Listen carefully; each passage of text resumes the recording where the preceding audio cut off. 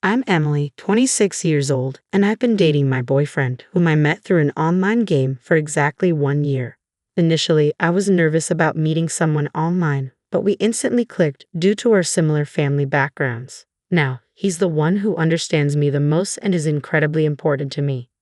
We were invited to an outdoor party hosted by his friend, and we decided to attend together. It was a barbecue at a cabin owned by his friend's father. Everything tasted delicious, and I met his friends for the first time.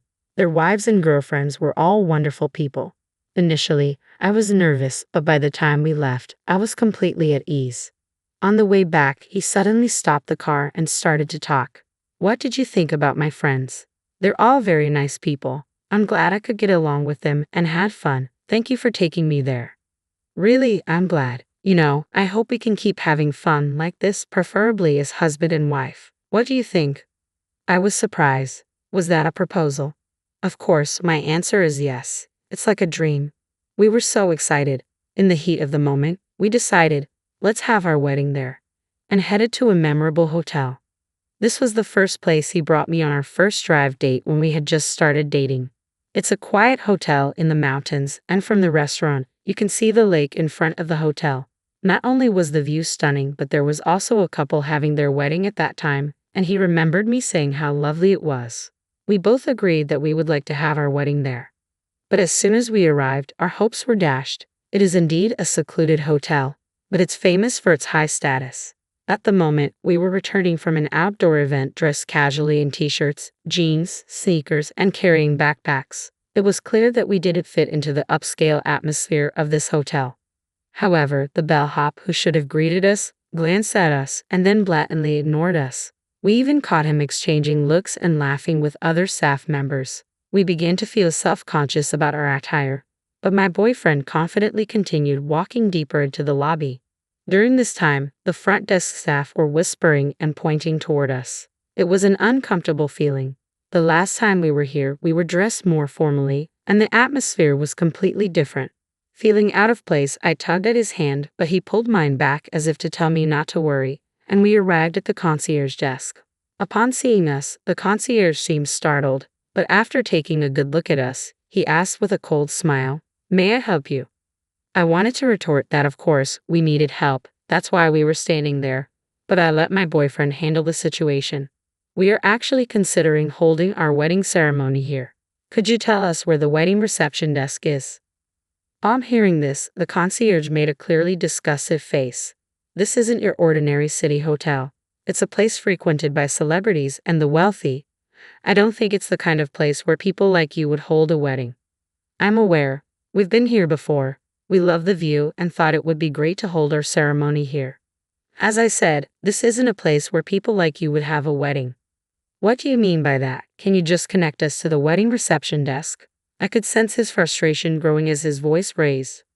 I gently squeezed his hand to calm him down as the concierge continued speaking. "What I'm saying is, this hotel is not a place for poor people like you. Please leave immediately." "What? Did he just call us poor?" "This concierge just called us poor. Despite his polite phrasing, he just called us poor." I was ready to tell him off for his snooty attitude, but I decided to let my boyfriend handle this. "Did you just call your customer poor? What's wrong with the staff training at this hotel?" My boyfriend's voice was firm. "Sir, I must ask you to leave this lobby immediately as it is getting dirty. It's causing an inconvenience to the other guests." "Cut it out already. We're just asking for a wedding consultation. Can't you at least let us look around without any hassle?" I interjected, feeling my frustration rising. "A tour? A wedding? You've got to be kidding. Even if you worked your whole life and saved every penny, you couldn't afford a wedding here. A tour would be a complete waste of time, wouldn't it?" The concierge's disdainful tone grated on my nerves. "Hey, that's enough. Let's go home. The other customers are watching too," my boyfriend said, trying to diffuse the escalating tension. "Emily, just stay out of it. This hotel won't do if they can't get it together. They need to act properly," he continued, his frustration evident. He's flipped his switch. He hates injustice so much that he's ruthless when dealing with people who act unfairly. Generally, this only stirs up animosity and heats things up. I thought to myself, watching the exchange. How did you learn customer service? You're supposed to be as specialist as a concierge, right? Is it acceptable to treat us the way you just did? My boyfriend's voice cut through the tension, demanding an answer. At that moment, a voice came from behind. What's going on here? Apparently, the manager had come over, thinking we were causing a disturbance. We're simply asking to be shown around because we're interested in having a wedding here, my boyfriend replied stoically. Just like the other staff, the manager gave us a top-to-bottom once-over, chuckled dismissively, and said, I'm afraid a wedding at our hotel might be out of your reach. The concierge joined in after hearing his words. That's exactly what I told him, but they won't leave, and it's causing a problem. It's a disturbance to our other guests for you to be in the lobby for such a long period. I'm sorry, but I think it's best if you give up on the wedding and please leave, the manager stated firmly. Hold on a second, we were just asking to look around because we're interested in having a wedding here. Isn't it okay if you just show us around? I asked, trying to reason with them. Sir, I am the manager of this hotel. If you continue to loiter here, he gestured to call security, so what do we need to do to be able to look around? Well, if he were to buy the hotel and become the owner, that's not going to happen, but, at his words, the situation seemed even more absurd. I was on the brink of losing it, thinking, what the heck is he talking about? But he just said, I see, so that's how it is. The owner, huh? And started to ponder. Just then, security started to approach us, so I grabbed his hand and urged him to leave. As we walked away with our backs to the manager, he started giving instructions to the concierge. Contact the cleaning staff. The lobby has been completely dirtied. Had it cleaned immediately. What the heck was dirty? In my mind, I cursed at them, thinking their attitudes were far dirtier than anything else. We left the hotel behind us, feeling quite upset. I thought of taking a walk in the garden and admiring the lake before heading home, but we were quickly spotted by the manager from before as we strolled through the garden. Ah, yes, this is troublesome. If you walk around here, it could ruin the view for other guests who are enjoying the scenery. What's the big deal about looking at the view? That's not okay. This view is for the guests who use our hotel. If you can't afford it, please hurry and leave. He tried to shoo us away. Are you possibly thinking about a wedding? Dreaming of a garden wedding? It's useless. Do you have any idea how much it costs to rent out this entire garden? Please make your way out. Then he sprayed me with a hose. Stop loitering and get going. Oh no, I'm all wet now. What is this old guy thinking? This hotel might not be as safe as we thought, even if he's not the one in charge. Hey, what do you think you're doing? There was a stray cat in the garden. I was just sprinkling water to clean it up when suddenly, the stray cat reappeared. He threatened to spray water again. My boyfriend, at his wits' end with these words and actions, shouted, Are you referring to Emily as a stray cat? Enough is enough. Is this how a person in hospitality behaves? Spraying water on people? Hey, call the cops. I had a feeling it was going to turn into a big deal. I couldn't stay there and get soaked any further. Enraged, I told him, I want to change my clothes. Let's go, and dragged him back to the car. We came here excited about planning our wedding, but this turned out to be quite an ordeal. This hotel feels so different from when we visited on our date. It's almost like a different hotel altogether. No, the wet clothes I'm wearing are clear proof of reality. I'm so glad I had a change of clothes in the car. After changing and feeling a bit refreshed, he asked me, Emily, what do you want to do? Do you still want to have our wedding at this hotel? Honestly, I didn't really care at that point. It's still a place of fond memories, I mused. I don't know. The hotel itself is lovely, but I'm not sure about the staff, I replied. But he just said, I see. Let's think about it a bit, and that was the end of the conversation. Afterwards, we decided to at least pay our respects to both families, and it's been a whirlwind since then. Our parents asked about our plans for the wedding and reception. For now, we told them we'd like a small, intimate ceremony with only friends and family and asked them to hold off on the location. We've been visiting bridal fairs at other hotels looking for a good place, but we haven't found one that feels just right. I found myself in a bit of a bind considering options for our wedding. Perhaps a destination wedding abroad would be an option. Just as I was flipping through a bridal magazine with these thoughts, my boyfriend called.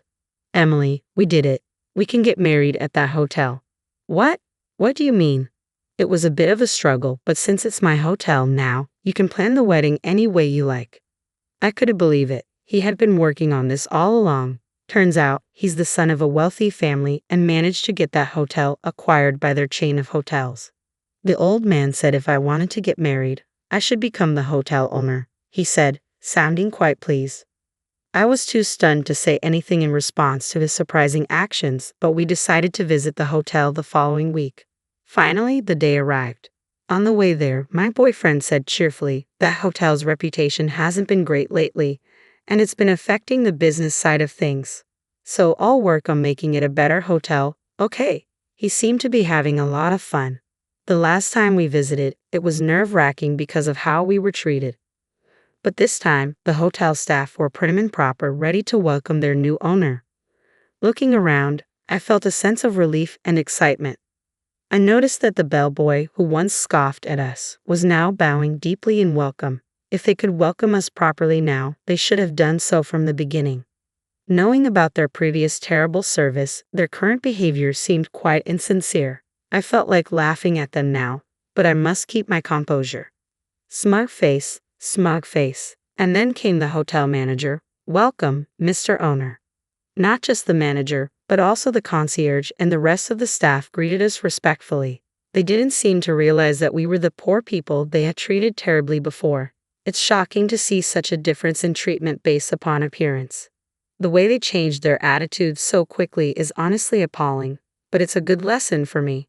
And so we were shown to the owner's suite. The manager was fawning over us. We've been eagerly awaiting the arrival of the new owner, and to think it's someone as young as you. It's truly impressive that you are the owner of this hotel at your age. Your wife is also quite beautiful, a truly stunning couple. Who is this guy? You called them stray cats, but now you're saying they're handsome and beautiful. Aren't those glasses missing lenses? And like the manager who doesn't remember customers' faces at all. That's wild. We decided to wait for a while since he said he'd create a space for us to greet the employees later. When the manager left us to prepare, I said, "What's up with that manager? He doesn't know anything about us, does he? Handsome and beautiful, seriously. It seems like he didn't notice at all. It's kind of impressive in that way." "Whoa, what? He looks enthusiastic, so I guess it's fine if he does what he wants. Is it okay for that guy to be the manager?" "I know, don't worry. I've thought about it while having this conversation. It was time." He went to the hall where the employees were gathered. "I have become the owner of this hotel. I know you may be uneasy since I'm young, but the headquarters will manage the business firmly, so please rest assured. We plan to operate this hotel as a secluded hideaway hotel, different from the luxury hotels in the city up until now. After repairing the aging parts, we will have a renewal opening. In conjunction with the reopening, I'm thinking of having my own wedding ceremony here to commemorate the start of the hotel and me." The unexpected happy announcement stirred up the employees.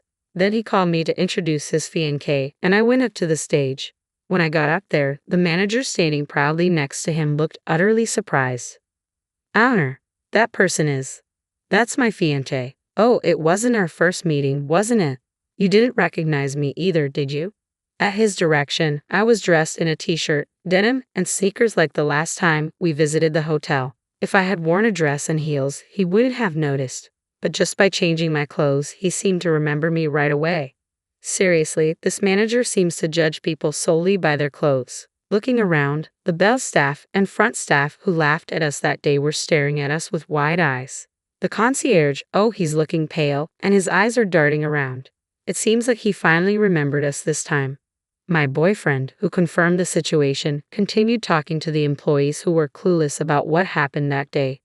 "Actually, we visited this hotel the other day, and at that time, we were both dressed like her now. I got her approval for my proposal, so I was over the moon when we came here, thinking we wanted to have our wedding here." The bellboy. "Ah, that's you, right? You ignored us without even saying welcome and laughed at us." The front desk staff were pointing and whispering about us. The concierge, "You didn't listen or pay attention when we said we wanted to have our wedding here, and you told us poor people should go home." The worst was you, the manager. Actually, I recorded our conversation from the middle of it and decided to let everyone hear it. The recording of the exchange with the manager played, and the employees started murmuring with disbelief on their faces.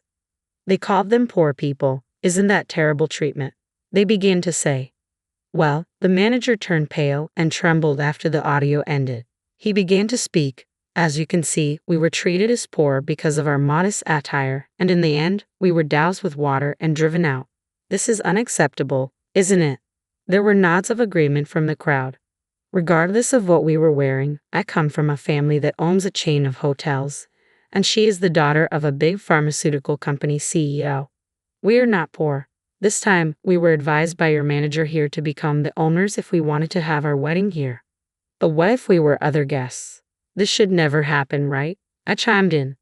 This hotel, which is not particularly conveniently located, should offer the best service to all guests who take the trouble to come here. I want to return this hotel to that state it was once like that.